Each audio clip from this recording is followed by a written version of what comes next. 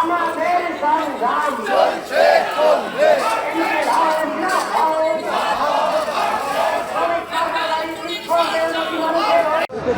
যে সরকার তারা সরকারি কর্মচারীদের যে ন্যায্য দাবি সেই দাবি মানতে রাজি নয়।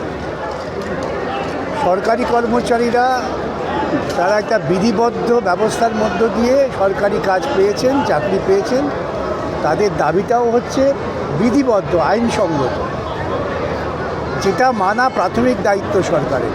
এই সরকার জনগণের পয়সা নিয়ে অনেক অপচয় করছেন। অপচয়ের প্রথম হচ্ছে বিজ্ঞাপন, কোটি কোটি টাকার বিজ্ঞাপন দিচ্ছে। যদি হিসেব করে দেখেন দিনে বোধহয় কয়েক কোটি টাকার বিজ্ঞাপন দেওয়া হয় এবং সার্বিকভাবে যা বিজ্ঞাপন দেওয়া হয়। তারপর ক্যাগ রিপোর্টে বলছে তারা এনজিওদের টাকা দিচ্ছেন। কারা এনজিও?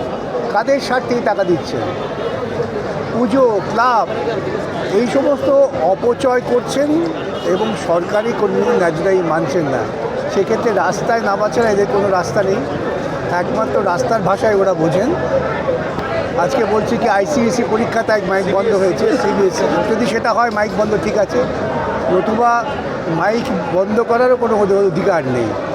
ওরা ক্রমশ সরকারি কর্মচারীদের সঙ্গে সংঘাতে যাওয়ার চেষ্টা করছে, যেটা অত্যন্ত নিন্দনীয়। সরকারি পয়সা খরচা করে সরকারি কর্মচারীদের বিরুদ্ধে single bench, division bench, supreme court এসব চলবে? এই যুক্তিসঙ্গত ব্যাখ্যা এই রাজ্যের মুখ্যমন্ত্রী ও প্রশাসনের কাছে নেই। পুলিশ প্রশাসনে যারা আছেন তাদের বোঝা উচিত যে তারাও সরকারি কর্মচারী, তাদেরও আইন মেনে কাজ করতে হয়। সরকার বলেছে বলেই পাশবিক শক্তি দিয়ে বিরোধিতা করার যদি পরিকল্পনা হয় তাহলে বলতে হবে বাধা দিলে বাঁধবে লড়াই, মরতে হবে। কিন্তু বারে বারে যে কোনো আন্দোলন, যে কোনো মুভমেন্টের ক্ষেত্রে যেটা কমন, আজকে আদালতও ব্যঙ্গোক্তি করেছেন যে প্রতিটা ক্ষেত্রেই আর কি আদালতের দ্বারস্থ হতে হচ্ছে। তার কারণ প্রশাসন নেই, সামান্য ব্যাপারে আদালতে যেতে হয়। মানুষের গণতান্ত্রিক অধিকার, ন্যূনতম গণতান্ত্রিক অধিকার যে শান্তিপূর্ণ বিক্ষোভ এবং জমায়েত। সেই শান্তিপূর্ণ বিক্ষোভ জমায়েত কোথায় হবে, কখন হবে, এটা ঠিক করবেন তারাই, যারা বিক্ষোভ করবেন। সেটা পুলিশ বা প্রশাসন ঠিক করে দিতে পারে না। এই যে একটা অগণতান্ত্রিক মনোভাব, তার জন্য আজকে সব ব্যাপারে আদালতে যেতে হচ্ছে। আদালতে 40% বেশি মামলা, অপ্রয়োজনীয় মামলা, শুধুমাত্র সরকারি প্রশাসনের ব্যর্থতার জন্য আদালতে যেতে হয় গরিব মানুষকে। রাজ্য সরকারেরও খরচ হচ্ছে। তাই তো বললাম, জনগণের পয়সা নিয়ে উৎসব করছেন ওরা। আপনারা দেখবেন এই যে দুর্নীতি, এত বড় দুর্নীতি হচ্ছে, শিক্ষক নিয়ে দুর্নীতি। যদি সরকার সৎ হতো, তার তো প্রাথমিক কাজ ছিল দুর্নীতি হচ্ছে সব বাতিল করে দেওয়া। তা না, এই দুর্নীতিকে রক্ষা করার জন্য ওপর নিচ দৌড়চ্ছেন। কার পয়সায় দৌড়চ্ছেন? মুখ্যমন্ত্রী নিজের ঘরোয়া পয়সায়।